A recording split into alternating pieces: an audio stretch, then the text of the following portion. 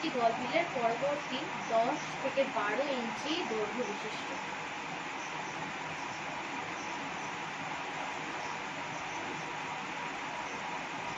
বলছি তুই এখন না করে কি ফোনই দেখবি?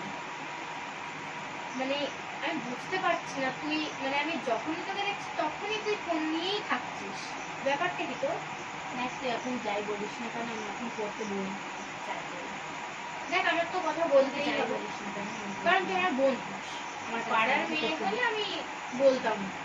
প্রবাদে তো একটা কথা আছেই, তাহলে এখন আমি এটা বলবো না, তোর শুনতে এখন খারাপ লাগবে, কিন্তু আমি এখনো বলছি তুই এখন পড়তে বস। ঠিক আছে, আমি আর লাস্ট বার বলছি তুই পড়তে বস। আমি এরপরে মানে খারাপ পজিশনে আসবো, এখন ভালোভাবে বলছি এখন পড়তে বস। কখনোই না, এটা হতেই পারে। ঠিক আছে, এরপর থেকে আমার কাছে কোনো ডাউট সলভ করতে আসবে না। আমি তোকে মানে পড়াও বোঝাবো না, অঙ্কও করিয়ে দেবো, আমার কোনো এটা মাথায় রাখবো।